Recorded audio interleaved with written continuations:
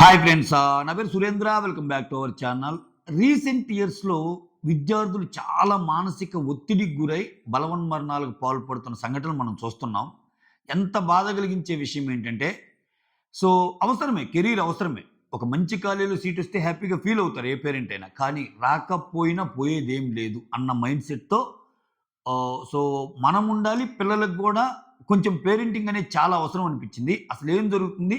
కొన్ని ఇన్సిడెంట్స్ రీసెంట్‌గా జరిగినయి చెప్తాను.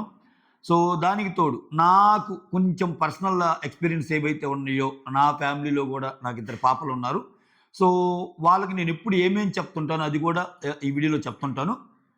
హెల్ప్ అయితే చాలా హ్యాపీ. పాజిటివ్‌గా తీసుకుంటే పనికొచ్చే విషయాలు చెప్తాను. ఓకేనా? రైట్.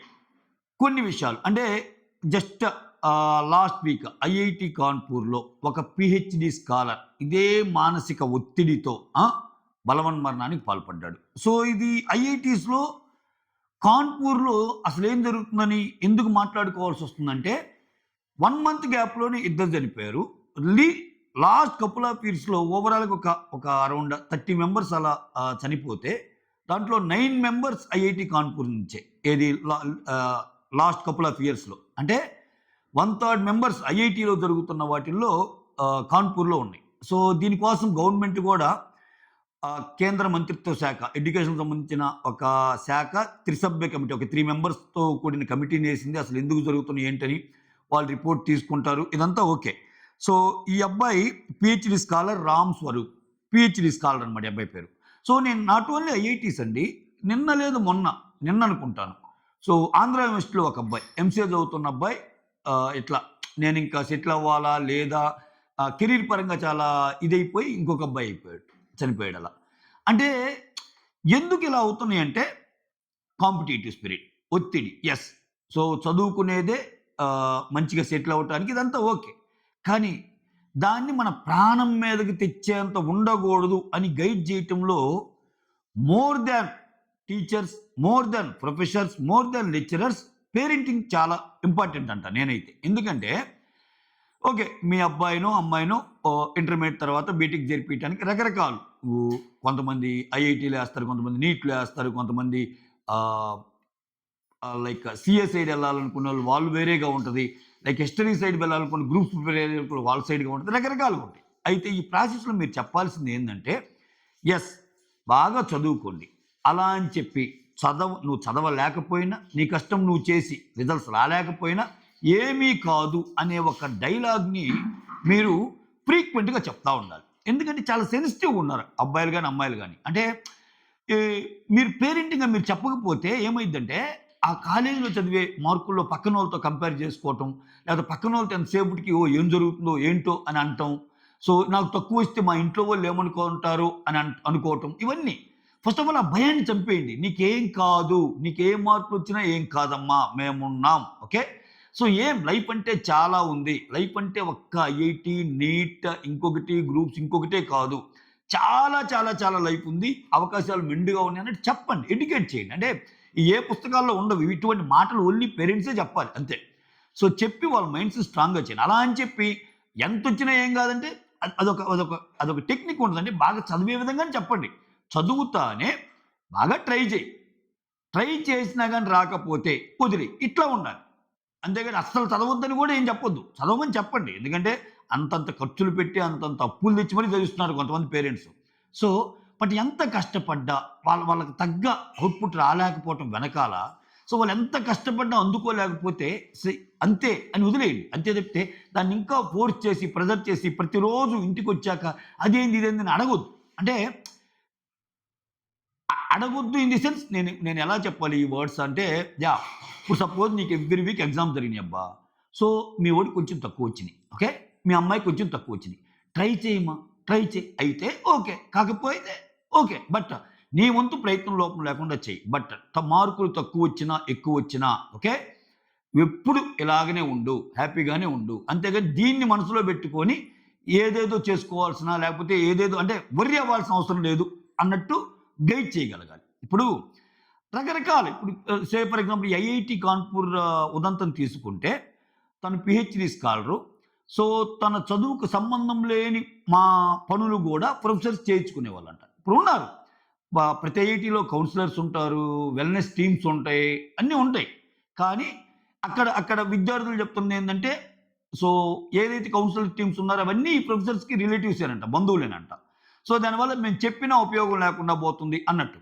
సీ ఇది one side of the story. ఇప్పుడు ఆబ్వియస్‌గా ఒక కమిటీ ఏసారు కాబట్టి వాళ్ళని చెక్ చేసి నిజానిజాలు బయటికి తీస్తారు. నేనేమంటున్నా అంటే, మన అబ్బాయి ఆర్ అమ్మాయి ఒక మానసిక ఒత్తిడితో గురవుతున్నప్పుడు మనకు తెలుస్తుంది. వాళ్ళతో మాట్లాడేటప్పుడు వాళ్ళు ఎలా ఫీల్ అవుతున్నారు. నీకు బాగా చాలా దూరంగా ఉంటారబ్బా! మీ అబ్బాయి, అమ్మాయి.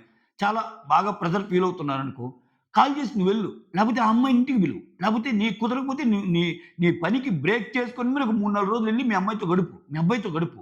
బయటికి తీసుకెళ్ళు. చిల్. అంటే చిన్న చిన్న విషయాలేనండి. చాలా చిన్న చిన్న విషయాలే వాళ్ళకి చాలా రిలీఫ్ ఇస్తాయి. అంటే ఇటువంటి more than professors, more than teachers, more than lecturers parenting ఎందుకు బాగా చేయగలరని చెప్తున్నా అంటే, వాళ్ళకి చాలా మంది విద్యార్థులుంటారు. బట్ ఎవరి పాప, ఎవరి బాబు వాళ్ళ ఇంట్లో వాళ్ళకి ఒకరేగా. సో వీళ్ళెక్కువ కేర్ తీసుకొని ఆ విధంగా అడుగులేయాలి. నేను ఎందుకు చెప్తున్నా అంటే, నాకు ఇద్దరు పిల్లలు. సో మా పెద్ద పాప ఆల్రెడీ ఐఐటీ చదువుతుంది. ఐఐటీ భువనేశ్వర్.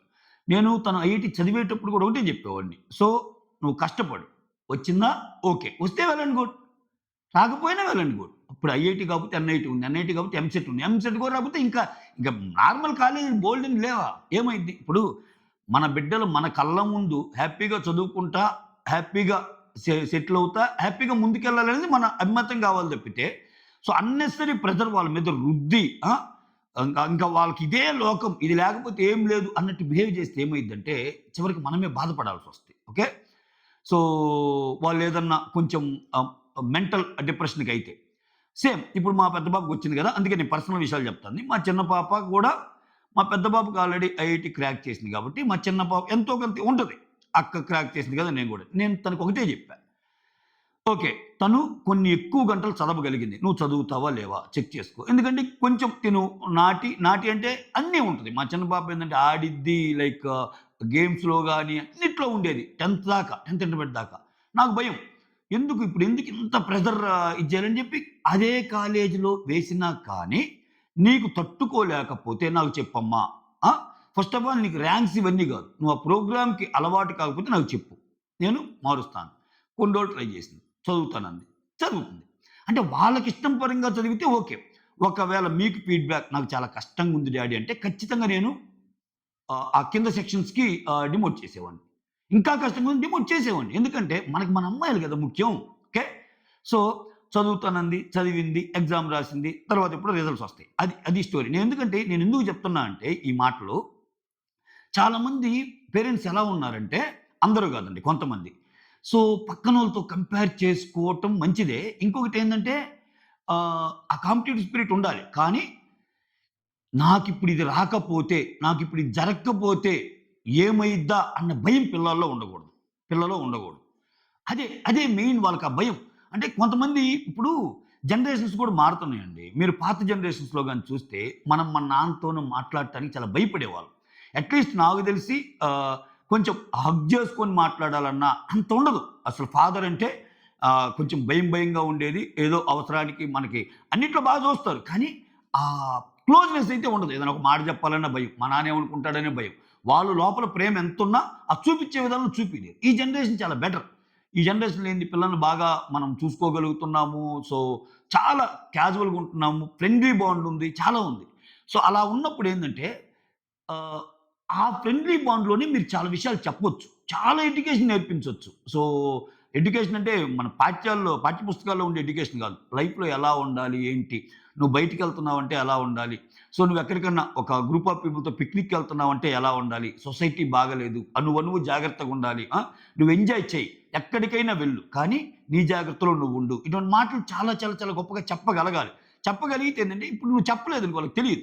వాళ్ళ ఎన్విరాన్మెంట్ ఎలా ఉంటది? చాలా మందుంటారు. ఒక కాలేజీలో చదువుతున్నావు లేకపోతే ఒక గ్రూప్‌లో ఉంటున్నావంటే చాలామంది రకరకాలోళ్ళుంటారు గదా! సో, ఎప్పుడు ఎలా ప్రభావితం అవుతుంది? లేపోతే పీరియాడికల్‌గా ప్రొఫెసర్స్ గాని, లేపోతే లెక్చరర్స్ గాని ఆహ్, వాళ్ళ యొక్క ఎడ్యుకేషనల్ గ్రోత్ ఏదైతే ఉందో దాన్ని ఎలా అసెస్ చేస్తారో, వాళ్ళ పర్సనాలిటీ ఎలా మారుతుందనేది పీరియాడికల్‌గా పేరెంట్స్ కూడా చెక్ చేసుకుంటుండాలి. ఓకే. కాలేజ్‌కెళ్ళింది. ఎలా ఉన్నారు? ఏంటి? బాగా చదువుతుందా? ఏమన్నా ఇబ్బందులున్నాయా? ఇబ్బందులుంటే మన చేతుల్లో ఉన్నయి తీర్చగలిగేయి ఏమన్నా ఉన్నాయా? అమ్మాయి లోలో ఉందా? లోలో ఉంటే నువ్వేం చేయాలి? ఇయన్నీ చేయగలగాలి. ఓకే. ఇయన్నీ చేస్తే వాళ్ళు చాలా హ్యాపీగా ఫీల్ అవుతారు. మోర్ దెన్ ఏందంటే వాళ్ళకేందంటే లైట్ అయిపోద్ది. Main okay. ఇది రాకపోయినా ఏం గాదు. నాకు ఇంట్లో గూడా ఇబ్బందేం లేదు. నా కష్టం నేను పడుతున్నా. కష్టం నేను పడుతున్నా. వస్తే ఓకే. రాకపోయినా ఓకే అన్నట్టు చూడండి. అంతేగాని ఇది రాకపోతే నీ జీవితం వేస్ట్ రా. ఇది రాకపోతే అసలు నువ్వు పనికిరావురా. అసలు నిన్ను చాలా కష్టపడి చదివిస్తున్నాను. ఇది గాని జరగకపోతే ఇంకసలు యొద్దు. అంటే అందుకే ఇప్పుడు కొన్ని కొన్ని పరీక్షలు జరిగేటప్పుడు కొంతమంది బాగా కౌన్సిలర్స్ గాని ఇటువంటోళ్ళు ఇప్పుడు సపోజ్ ఐఐటీ ఎగ్జామ్ గాని ఐఐటీ అనేది second toughest exam in the world. చైనాలో గావ్‌కావ్ అనే ఒక ఎగ్జామ్ ఉంటది. దాని తర్వాత అంటే ఇది ఎవ్రీ ఇయర్ మారుతా ఉంటాయండి ఈ ఈక్వేషన్స్. సో గత కొన్ని సంవత్సరాల నుంచి జేఈఈ అడ్వాన్స్ అనేది toughest exam in the world. చాలా కష్టం ఉంటది. ఓకేనా? సో ఆ కష్టం వెనకాల మనోడు ఎంత కష్టపడుతున్నా రావటం లేదు, లేకపోతే కొంచెం అర్థం కావటం లేదు, ఆ యాంగిల్‌లో అర్థం చేసుకోవాలి తప్పితే ప్రెషర్ పెంచి ఇట్లా ప్రెషర్ పెంచడం వల్ల ఏమైద్దంటే, ఓహ్! నాకిది లేకపోతే ఫీల్ అవుతారేమో ఇంట్లో. సో నా మీద ఎంత డిపెండెన్సీ ఉందా? లేకపోతే నాకిదా? ఇట్లా ఆలోచన బిగించేసినప్పుడు ఏందంటే, వాళ్ళకి నువ్వు ప్రెషర్‌ని కలిగించే విధంగా ఉంటది. ఇప్పుడు ఒక ఎగ్జామ్‌కి వెళ్తున్నావు అబ్బా! టాప్ ఎగ్జామ్, కష్టమైన ఎగ్జామ్. నువ్వు 2 సంవత్సరాలు కష్టపడ్డావు. ఏం చెప్పాలి వాళ్ళకి? బాగా టఫెస్ట్ ఎగ్జామ్ అయినా treat this day as any other day in your normal life. మిగిలిన రోజుల్లో ఏ ఒక్క రోజు ఎలా ఉంటుందో దీన్ని కూడా అలానే ట్రీట్ చేయి. దీన్ని ఒక స్పెషల్ డే లాగా ట్రీట్ చేసి ఇది లేకపోతే నాకేమైద్ది అనుకున్నప్పుడే మనం తప్పులు చేస్తాం. చదివావుగా 2 సంవత్సరాలు చదివావుగా టెన్షన్ పట్టం ఎందుకు? హ్యాపీగా రాయి. ఇక్కడ మీరు అడగొచ్చు చెప్పినంత ఈజీ కాదు. స్టూడెంట్స్ పాయింట్ ఆఫ్ వ్యూలో అలానే ఉంటుంది. మనం కూడా స్టూడెంట్ స్పేస్ దాటించడం ఈజీ కాదు. అగ్రీ. అంత ఈజీ కాదు. సో కానీ అంత ఈజీ కాకుండా ఆ ఈజీగా అయ్యే విధంగా చెప్పటమే గదా! ఆ ఈజీగా అయ్యే విధంగా మన మైండ్‌ని మనం మార్చుకోవటమే గదా! ఒక పర్సనాలిటీ అసెస్‌మెంట్ గాని, పర్సనాలిటీ గ్రోత్ గాని అంటే. సో ఏం కాదు. ఓకే. నేను కష్టపడ్డా. నేను చదివా. ఎన్నొచ్చినాయి కాదు. ఈ టెన్షన్ వల్ల ఇంకా నేను 4, 5 మార్కులు పోగొట్టుకుంటా తప్పితే ఏం కాదు అని మీకు ఎప్పుడైతే ఉంటదో చాలా రిలాక్స్డ్‌గా ఎగ్జామ్ రాయగలుగుతారు. ఓకేనా? సో ఇదే ప్రపంచం నాకు ఇది లేకపోతే ఏమైద్దో అనుకున్నప్పుడు తప్పులు జరుగుతుంటాయి. ఓకే.